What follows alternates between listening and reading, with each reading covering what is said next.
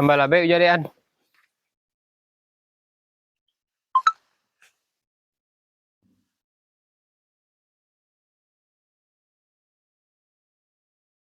Gampang nih.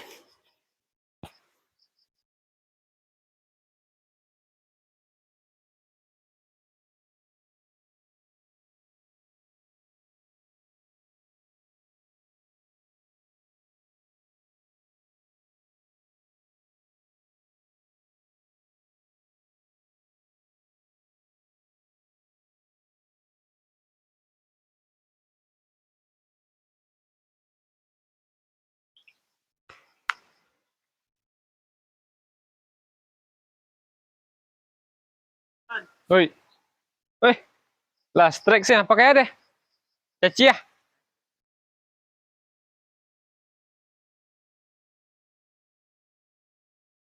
Labe jadian.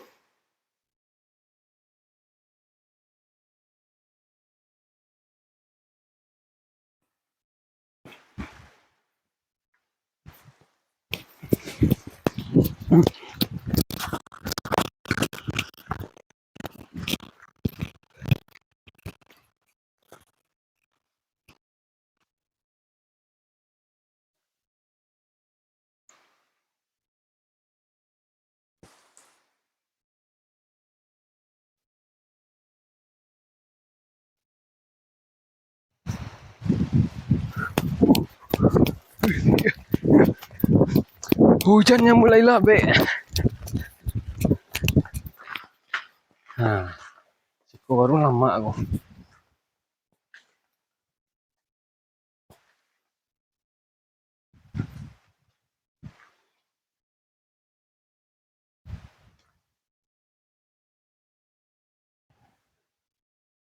Siku harus.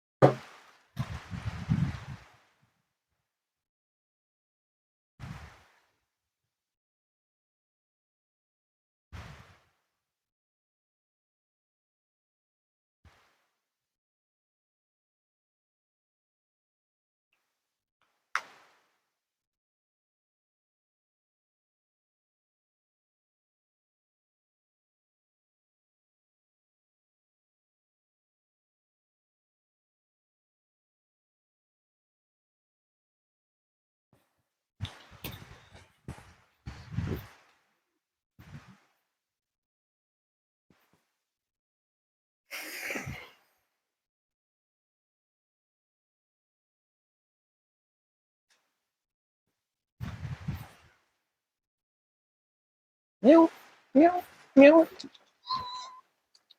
miau.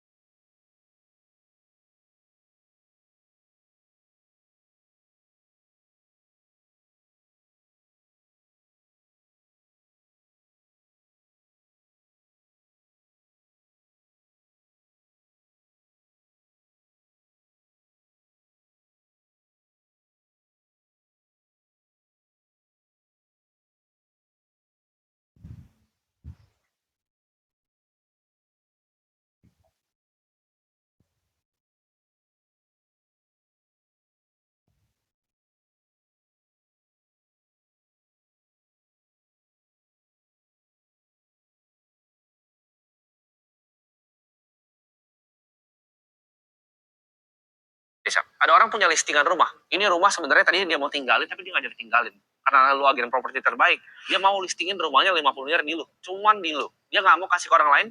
Di sini, gue akan bahas rahasia dari para top 1 bangun jam 5 pagi. Ada sebuah peribahasa yang di sini, gue mau bongkar strategi. Kita pasti udah sering denger lah ya, orang bilang katanya kan membaca buku ada banyak banget manfaatnya. Tapi pada faktanya juga masih banyak orang yang susah nih buat ngeluangin waktu buat ngebaca buku setiap hari karena ya namanya main game, binge watching series, terus juga nonton YouTube, atau bahkan dengerin ringkasan buku tuh jauh lebih seru, lebih enak, lebih gampang, dan juga nggak ngabisin waktu banyak. Terus kenapa dong kita harus nih baca buku setiap hari? Nah, aku akan bahas di sini. Halo semuanya, buat yang baru bergabung, aku Betty. Di channel YouTube ini, aku banyak merekomendasikan buku-buku fiksi dan juga non-fiksi. Jadi kalau misalnya kamu suka baca buku, jangan lupa subscribe channel YouTube Potluck Podcast Kolektif. Nah, di video kali ini aku mau ngebahas tentang kebiasaan membaca. Jadi tentang berbagai manfaat yang bisa kita dapat nih dari membaca buku. Terus juga gimana caranya biar kita bisa ngeluangin waktu untuk membaca buku setiap hari. Yang pasti caranya gampang dan gak bikin kamu ngabisin waktu berjam-jam setiap hari. Kita mulai dari manfaat. Sebenarnya sih kalau kamu googling gitu ya. Alo, lelade nang ada ko nga. Nang ada ga dua buah ya. Hah? Mantap. Ada dia lah nang ada, anang kete-kete salah dia.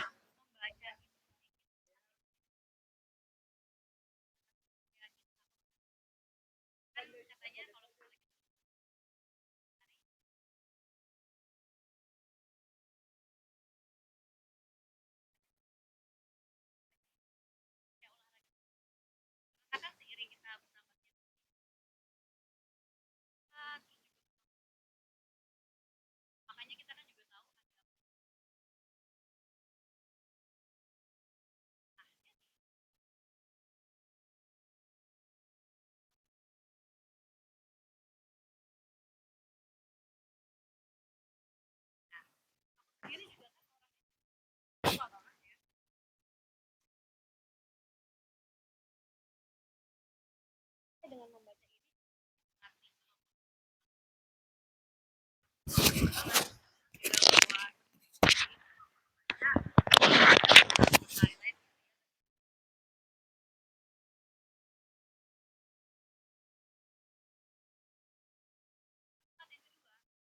baca itu juga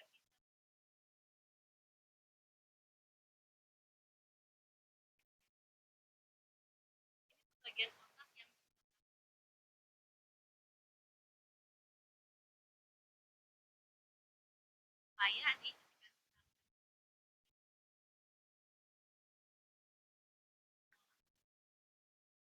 Pakai jacah aja nih kan.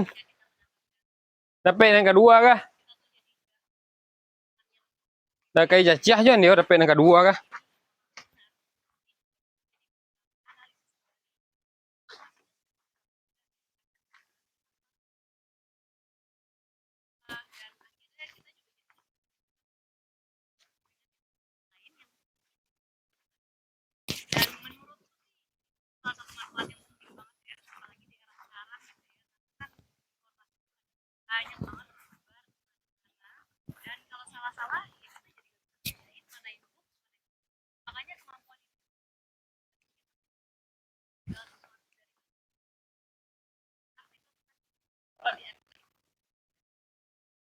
Lah lah, boleh balik lah, balik lah.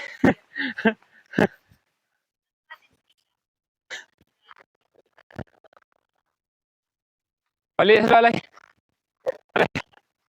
Kau jadi nak lama kau lah.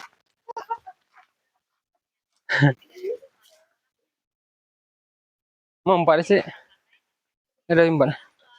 Đâu, nhất rất banyak. Kau nggak ada sekuat. Cari dah kena lain itu guys, nggak di sinan sih dikali itu iya. Kau ada makai kan? Bawa kena, nak makai. Cecah cik.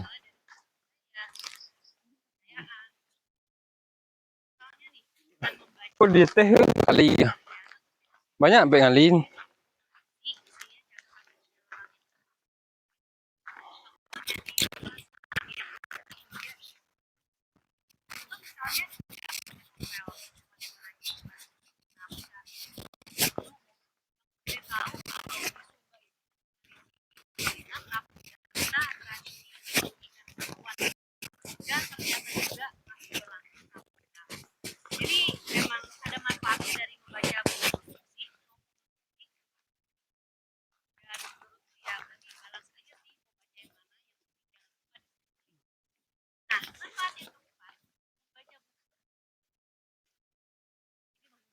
Banget ya, khususnya buat kamu yang insomnia.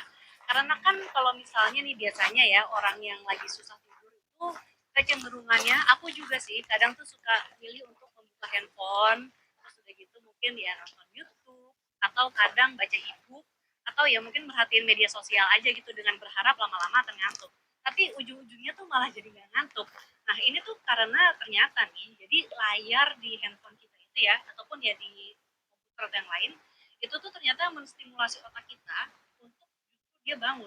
Karena kan biasanya kita menggunakan teknologi ketika lagi kerja gitu ya, lagi beraktivitas. Nah, otak kita tuh jadi ketika ngeliat layar ada nyala, dia tuh justru menangkapnya kita tuh lagi mau kerja, makanya dia memilih untuk bangun. Makanya dengan ngebaca buku, dalam hal ini berarti buku fisik ya. Jadi otak kita tuh tahu kalau oh kita lagi nggak melihat layar nih, dia jadinya akan lebih terstimulasi untuk lebih rileks. Soalnya di artikel theguardian.com itu juga bilang di dalamnya tuh ada studi dari teks. Di situ tuh bilang kalau membaca sebelum tidur bisa mengurangi stres sampai 68%. Tapi sebenarnya yang harus dipilih juga sih ya jenis bukunya ya. Kalau misalnya kamu pilih untuk membaca buku yang page turner banget gitu ya, yang bikin kamu gak sabar untuk nyelesain bukunya, ya itu ujung-ujungnya akan bikin kamu. Nah, kalau misalnya kamu milih buku yang mungkin bikin emosimu naik turun gitu ternyata, jadi ketika setelah baca bukunya kamu malah jadi pengen marah-marah, ya itu juga akan bikin kamu. Makanya kalau menjelang tidur kamu pilih bukunya yang rileks aja, yang ceritanya nyenengin aja biar tidurnya juga lebih enak. Nah itu tadi 4 manfaat dari membaca buku. Sekarang pertanyaannya kan berarti gimana caranya biar kita bisa membaca buku setiap hari gitu ya. Apakah kita harus meluangkan waktu berjam-jam gitu untuk membaca buku? Sementara mungkin urusan pekerjaan atau perintilan hidup aja tuh kayak nggak kelar-kelar dalam sehari. Ya jawabannya tentu saja tidak. Kalau boleh meminjam kutipan dari buku Atomic Habits-nya James Clear, di situ kan dia bilang untuk jangka panjang nih lebih baik kalau kita melakukan perubahan tuh 1% tapi setiap hari. Jadi sebenarnya lakuin aja kecil-kecil tapi rutin gitu. Nah, kalau misalnya tadi kan dibilang 6 menit waktu sebelum tidur untuk membaca, itu tuh bisa membuat kita lebih rileks gitu ya. Mungkin kita bisa mulai dari situ. Jadi habisin aja waktu 6 menit sebelum tidur untuk membaca buku, atau mungkin kalau nggak mau berdasarkan durasi, ya bisa juga misalnya mau 6 halaman, atau mungkin ya mau 10 halaman setiap hari sebelum tidur. Dan biar makin fokus, jauhin handphone. Jadi silent handphonenya, kemudian taruh di tempat yang mungkin kamu susah raih gitu dari ranjang ya, entah itu di kamar sebelah atau mungkin di laci atau di mana deh gitu, pokoknya yang susah dijangkau. Terus juga mungkin kalau misalnya kamu butuh penyemangat nih, kamu butuh tantangan lebih gitu ya biar bisa lebih rajin baca buku, sebenarnya kamu juga bisa ikutan klub buku. Karena kan klub buku itu biasanya ngadain sebulan sekali atau mungkin 2 bulan sekali, terus juga ada tantangan membacanya misalnya satu judul buku tertentu atau mungkin satu buku dengan tema tertentu. Nah, aku udah sempet bikin video ini, nanti aku taruh di deskripsi video di bawah ini ya. Terus juga sebenarnya yang paling penting ya, pilih buku yang secara premis tuh emang menarik buat kamu. Kalau misalnya ternyata kamu udah milih buku nih, terus pas kamu baru mulai baca mungkin atau seperempat baca, ternyata kamu nggak suka, ya udah tinggalin aja, nggak usah dipaksain untuk diselesaikan. Malah menurutku mendingan kamu cari buku yang lain yang menurutmu justru menarik. Kalau misalnya kamu suka dengan bukunya, aku yakin secara otomatis kamu pasti akan nyelesain ke untuk baca. Nah, kalau kamu sendiri gimana nih? Buat kamu ya, apa manfaat membaca?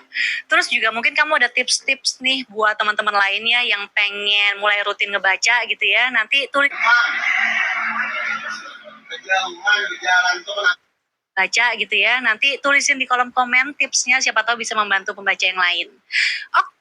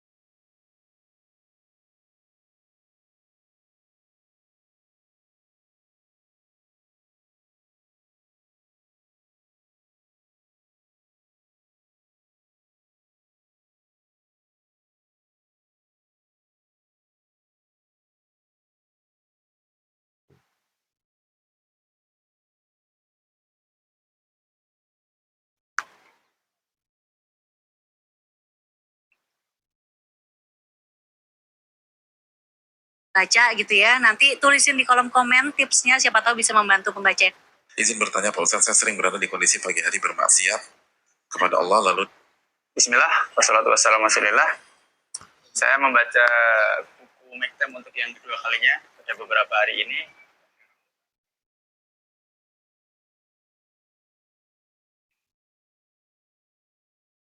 Fokus pada hal-hal penting setiap hari. Saya nggak ngerasa beberapa hari lalu, beberapa minggu lalu, kayaknya saya kurang fokus sama hal-hal yang memang benar-benar pengen saya lakuin gitu. Bukan hal-hal yang harus dilakuin, tapi benar-benar sama hal-hal yang pengen saya lakuin.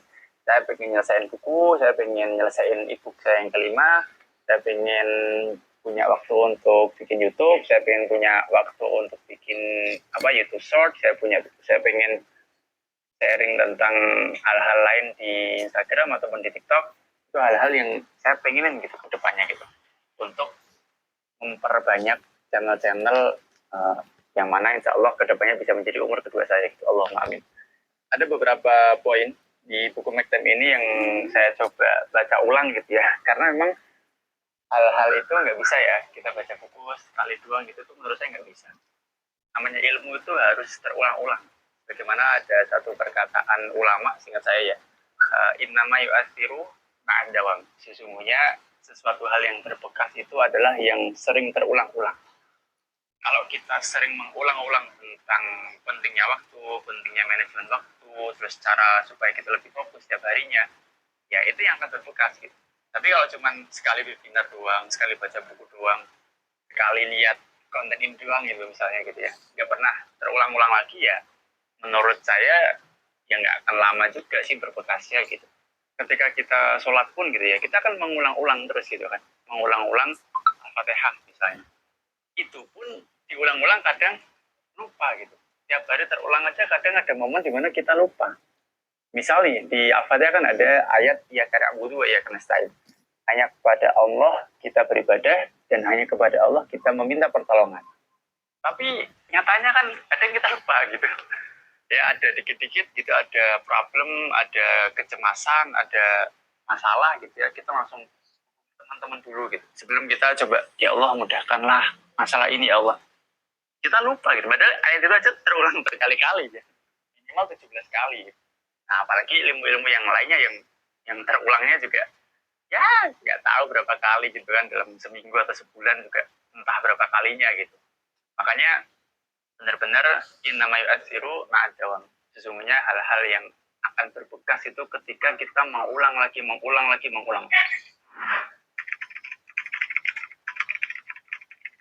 Ketika saya baca ini untuk yang kedua kalinya gitu ya, saya lebih coba untuk slow reader gitu ya. Saya lebih pelan, lebih menikmati, lebih coba untuk ambil poin-poin pentingnya, lebih coba bikin kayak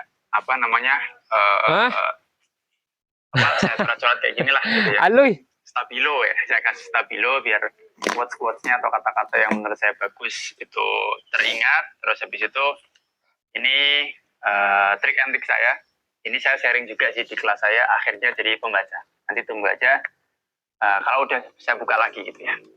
Nah, ada satu kalimat menarik gitu ya ketika saya baca ulang tentang buku ini, bahkan di awal-awalnya. Bukan selesai lebih banyak, tapi lebih meluangkan waktu untuk sesuatu yang berharga. Nah, itu keluarga, belajar, bisnis, atau sosial.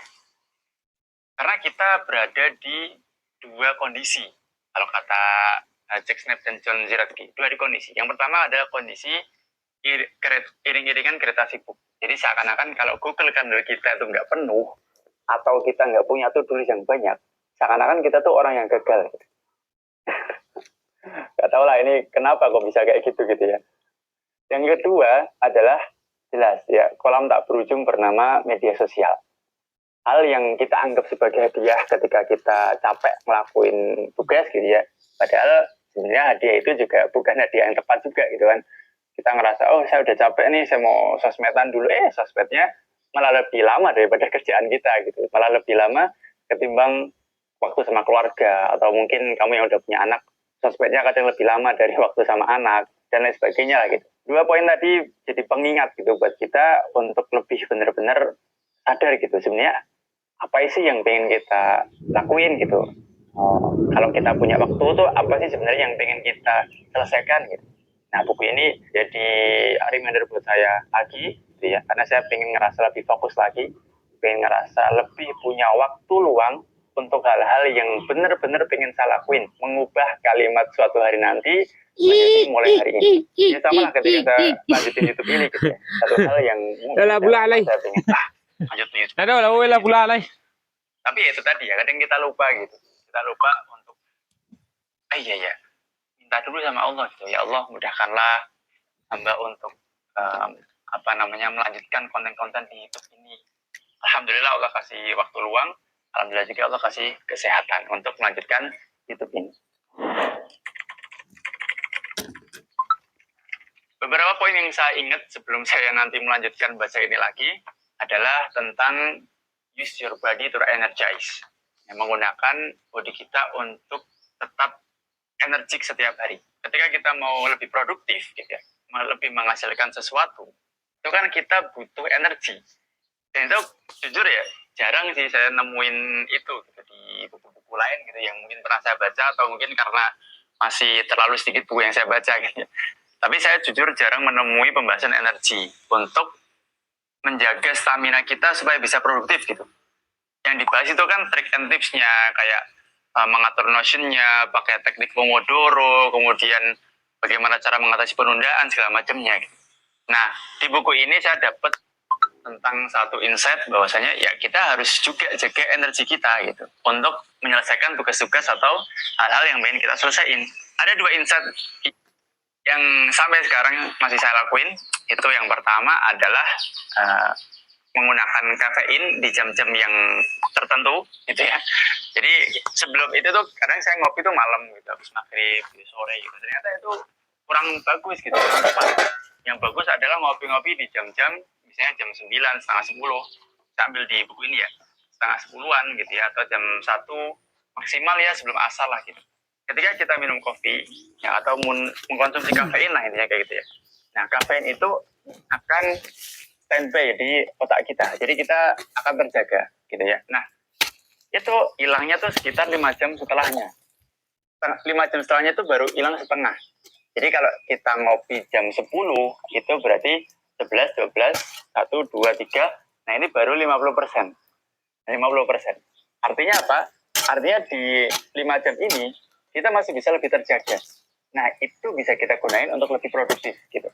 Kalau kita ngopinya sore, malam itu ya, nanti jam tidurnya kurang optimal gitu. Meskipun bisa tidur ya tetap aja kurang optimal. Karena itu tadi gitu, hormon ngantuk kita tuh terdistraksi sama kafein gitu lah. Kurang lebih kayak gitu. Dan insight yang kedua yang masih saya lakuin adalah kita cukup olahraga 20 menit aja. Ternyata ada penelitian yang menjelaskan kalau kita cukup menggunakan waktu 20 menit untuk mendapatkan hasil yang baik gitu ketika kita olahraga. Dan ini yang kadang terjadi sama kita gitu. Pengennya tuh lebih dari 20 menit gitu ya. Ternyata malah ngantuk, malah capean gitu ya. Akhirnya olahraga bukan bikin kita tambah energi, tapi malah bikin tambah loyo gitu. Nah, itu 2 hal yang masih saya ingat sampai sekarang dan masih saya lakuin setelah baca buku Mike Time ini. Poin penting yang ingin saya sampaikan adalah jangan mencukupkan diri hanya dengan 1 kali belajar.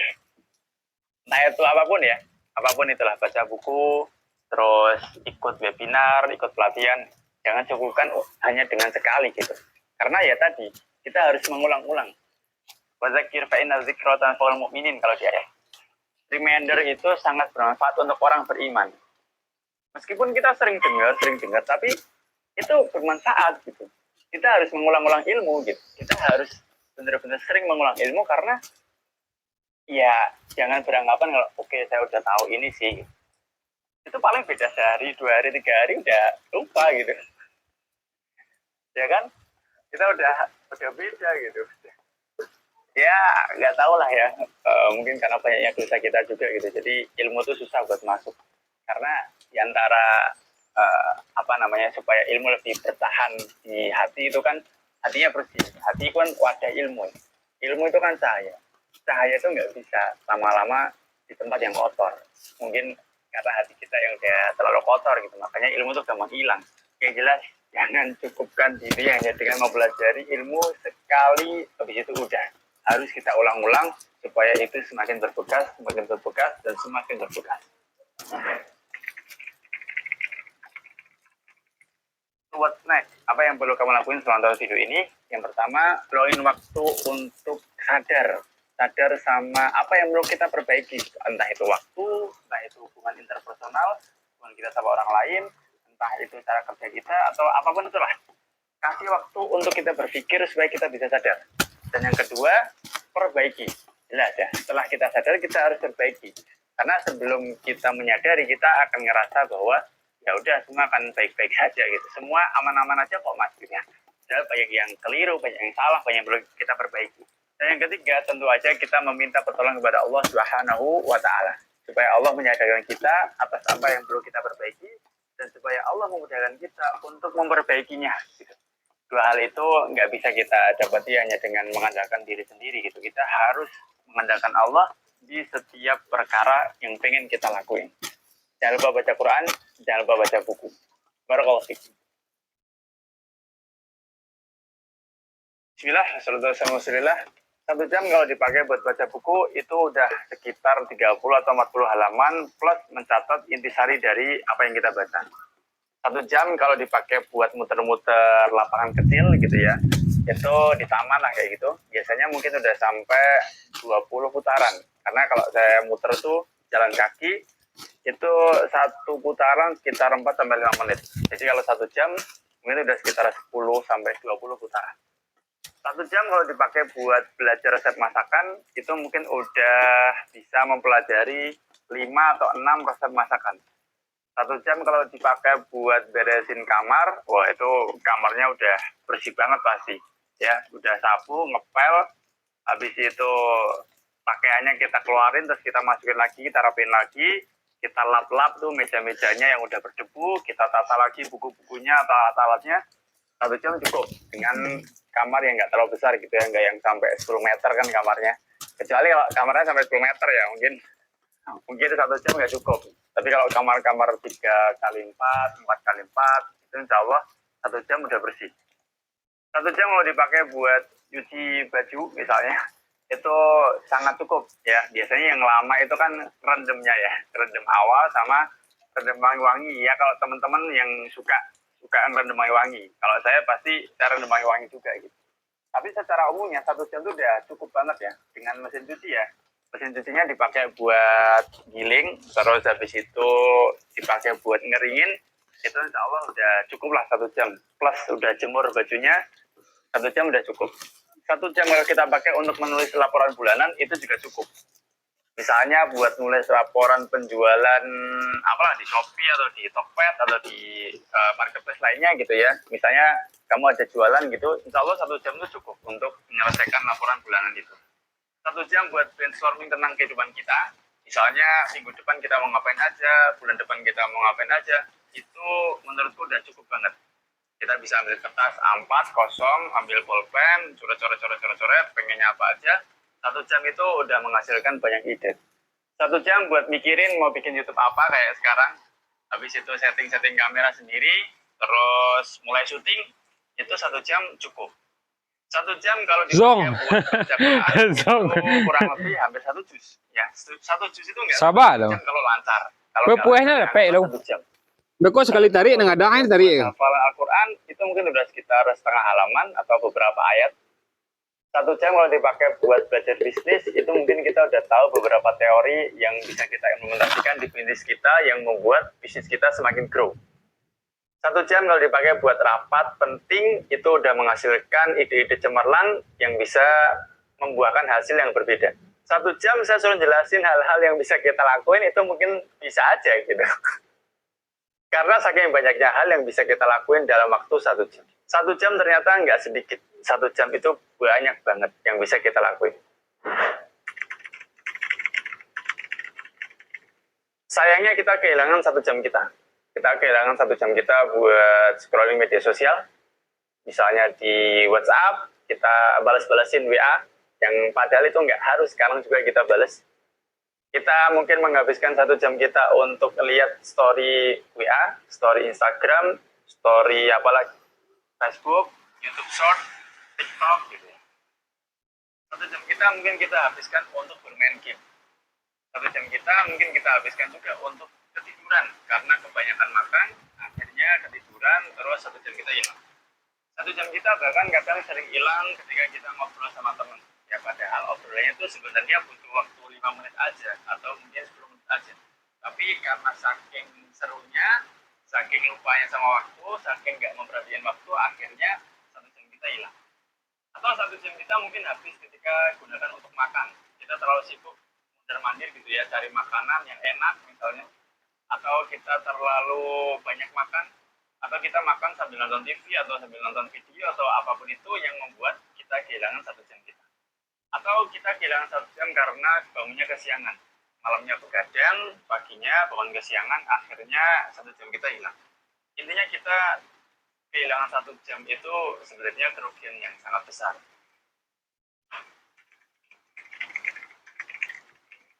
Kadang kita terlalu meremehkan 1 jam, padahal 1 jam itu sebenarnya kerugian yang sangat besar yang bisa menghasilkan hasil-hasil yang luar biasa spektakuler di masa depan gitu ya. 1 jam itu udah berharga dan akan lebih terlihat lagi ketika kita akumulasikan. 1 jam kali 7 hari, 7 jam. 1 jam kali 30 hari, 30 jam. 1 jam kali 360 hari misalnya, 1 tahun gitu ya. 360 jam. Bayangkan 7 hari aja deh. Gak usah yang jauh-jauh dulu. Bayangkan 7 hari aja. 7 hari, 1 jam kali 7 hari. 7 jam itu udah bisa menghasilkan hasil-hasil yang kamu sendiri kadang nggak nyangka bisa menghasilkan itu. Dengan 7 jam kamu mungkin udah bisa masak menu baru yang susah-susah misalnya. Nah itu puding Oreo atau misalnya ayam crispy dengan apalah saus barbeque atau apapun itu. Atau dengan 7 jam kamu udah bisa latihan workout dengan benar, cara push up yang benar, cara sit up yang benar, cara supaya nggak gampang capek ketika latihan. Dengan 1 jam kali 7 hari kamu udah bisa menyelesaikan 1 buku. Yang kadang udah bertahun-tahun itu nggak pernah selesai-selesai. Dengan 1 jam kali 7 hari mungkin kamu udah banyak menghasilkan konten, banyak menghasilkan karya. Kalau kamu suka gambar, mungkin kamu udah menghasilkan 3 atau 4 atau 5 gambar. Kalau kamu yang suka desain, kamu mungkin udah bisa menghasilkan 3 poster atau 4 poster mungkin. Kalau kamu seorang penulis, mungkin kamu udah bisa menghasilkan 10 halaman tulisan atau 20 halaman tulisan. Intinya dengan 1 jam yang kita akumulasikan dalam beberapa hari atau beberapa bulan atau bahkan itu naga khusus nila menghasilkan khusus lauk nila yang mungkin tidak kalau pernah kita pikirkan. kalau kau campur nila dau bawal dau patin patin dau itu saya bikin jadwal minimal 1 Lai. hari untuk nulis Bebas apapun mencahnya. itu yang dipikiran, pokoknya bisa mungkin minimal 1 jam untuk buka filenya terus coba tulis apapun lah hasilnya kayak gimana, yang penting punya jadwal 1 jam untuk remake. Intinya kamu juga bisa menyesuaikan itu singgara jam kamu tuh mau itu serangka nak kedepannya, dan itu harus diluangkan, sempatkan untuk sempat, karena kalau enggak ya kita akan kehilangan 1 jam, dan kalau diakumulasikan ternyata kita banyak kehilangan berpuluh-puluh jam atau bahkan ratusan jam hanya untuk hal-hal yang sebenarnya nggak penting. So what's next? Apa yang perlu kita lakukan sekarang gitu ya untuk menemukan 1 jam kita yang hilang? Yang pertama jelas, kita berbanyak berdoa kepada Allah Subhanahu wa taala. Iya karena wa ya karena nasta'in. Hanya kepada Allah lah kita beribadah dan hanya kepada Allah lah kita meminta pertolongan. Kita minta sama Allah supaya Allah mudahkan kita untuk lebih aware sama waktu-waktu yang kita habis. coba dong khusus Manila lah Supaya Allah mudahkan kita untuk kita bisa memaksimalkan kamu ada lauk sekolah yang Allah kasih sama kita. dah ada lauk sekolah nak Ada kegiatan yang paling menghabiskan waktu selain media sosial. Itu sudah pasti ya, kayaknya kebaikan dari kita menghabiskan waktu di sana. Tapi untuk lebih menyadarkan ya, masuk aja ke setting di HP kamu gitu ya. Setting terus nanti cek di screen time-nya udah berapa jam minimal kita menghabiskan waktu di media sosial atau di aplikasi-aplikasi lain yang ada di ponsel pintar kita.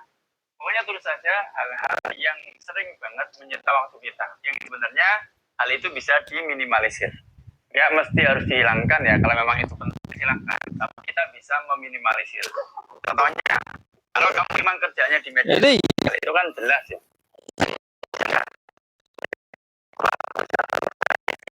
Kita dulu udah lo lah ya sosial. udah lo lah Pekerjaan-pekerjaan atau tugas-tugas yang memang kita bisa meminimalisir, kita bisa Kayak ada nomornya, nggak ada ya. hal yang memang bisa kita kurangi dan Coba ya, akhirnya HP-in. kita bisa menemukan 1 jam kita yang hilang. Pokoknya setelah kita ketemu 1 jam kita yang hilang, kita jaga, kita maksimalin 1 jam kita, dan insya Allah akumulasi dari 1 jam itu, entah itu 7 hari atau sebulan ke depan, atau 1 tahun ke depan, atau 2 tahun, atau 3 tahun, atau 4 tahun, atau 5 tahun ke depan, percayalah itu akan menghasilkan sesuatu hal yang kadang kita nggak pernah berpikir bahwa kita bisa menghasilkan itu. Tentunya ingat, semua atas kehendak Allah. Enggak ya nomor barat deh. Wa ta'ala. Barakallahu fiik. Ya. Gue udah umur 30 tahun dan gue gak pengen adik-adik gue yang umur 20-an ngelakuin kesalahan-kesalahan ini. Gue juga lakukan.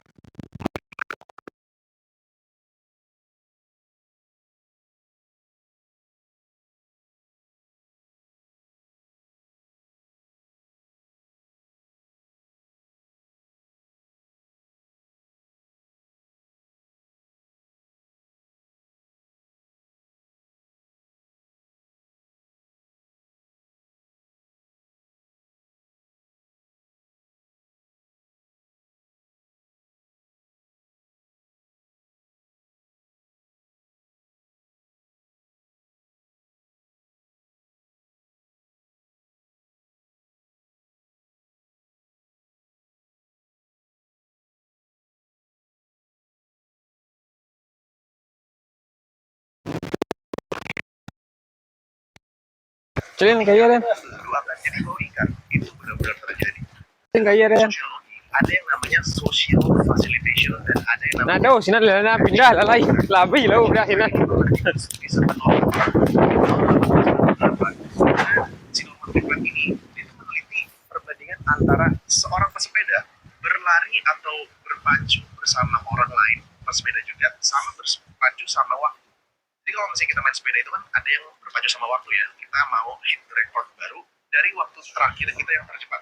Nah dia bandingin si pesepeda ini kalau disandingkan dengan pesepeda lain dan disandingkan sama waktu aja, ternyata dari hasil penelitiannya adalah performa dari orang yang bersepeda bersama pesepeda lainnya itu lebih bagus dibanding pesepeda sendiri berpacu dengan waktu. Jadi ini membuktikan di social facilitation ini lingkungan lo itu memberikan efek kepada lo. Jadi please banget bedain yang mana teman dan mana kenalan. Bukan berarti lo gak boleh temenan sama teman-teman mama lo yang negatif, bukan berarti seperti itu. Tapi lo bikin bedain antara link 1 sama link 2 pertemanan lo itu siapa gitu. Jadi lo jangan berteman sama orang-orang yang tidak membantu masa depan lo dan tidak sama-sama saling mendukung masa depan lo. Ingat tadi penelitian tentang si pesepeda. Kesalahan yang kedua adalah galau dan mencintai lawan jenis secara berlebihan. Wih, robah sih. Rasanya adalah soulmate. Rasanya adalah sama suka One Piece. Ya udah dia soulmate gue. Enggak gitu. Apalagi kalau misalnya lu sangat Lari nanti kayak udah ya. Apa dia aslinya? yang sekarang bener-bener gak bisa move on gara-gara terlalu mencintai seseorang, akhirnya efeknya parah. Mereka gak bisa bekerja, berfungsi sebagai orang. Dan akhirnya gua kan ngasih tahu ke lu, di dalam otak manusia itu ada Oh, strike lebih kuat sih dah. otak lizard. Otak lizard itu adalah otak reptil yang fungsinya adalah untuk bertahan hidup. Yang kedua adalah otak mamalia. Otak mamalia ini adalah otak tempat lu merasakan sesuatu galau, sedih, gundah, gulana. Dan yang ketiga adalah otak manusia, which is kalau misalnya di saintifiknya Oh, namanya cek doang kalau lain. cortex atau prefrontal cortex. Di sini adalah otak tempat Kembe. logika, bahasa, matematika dan lain-lainnya. Pada saat lu terlalu mencintai seseorang, logika lu akan Cek lah keluar le. karena lu terhanyut sama otak mamalia lu ya, otak perasaan. Ya kayak tahu lu tuh rocat apa? Mamalia ini susah dikontrol. Ya udah lah. Sifatnya subconscious atau di pikiran bawah sadar kita. Makanya orang sering kan udah tahu pasangannya brengsek tapi masih cinta. Coba kenapa? Karena udah nyaman, udah tetap nyaman. Itu harus bisa membedakan mana yang harus pakai perasaan, mana yang harus pakai logika. Jadi manusia sama hewan adalah bisa pakai emosi belakang. Ini bukan masalah emosi. Bah. Berapa ya? Hah?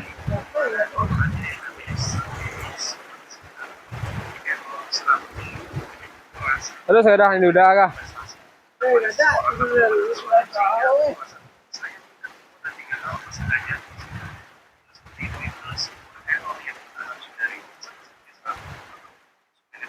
Misalnya lu investasi satu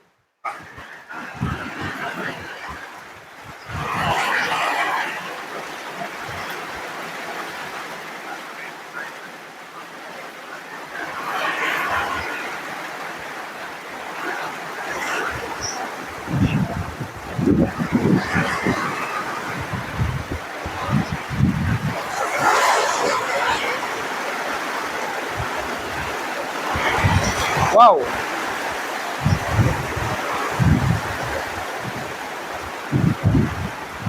Kita tak apa? Mai, ikut lagi.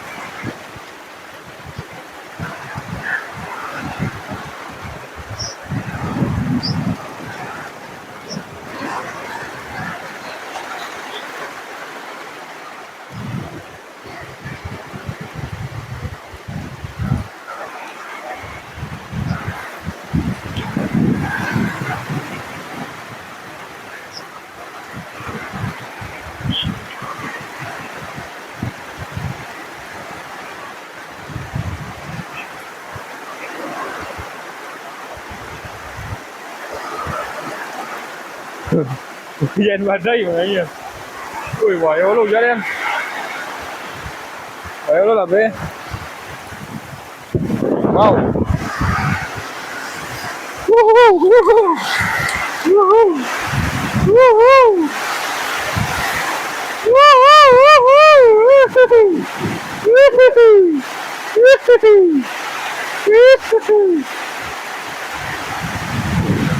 Aduh, aduh.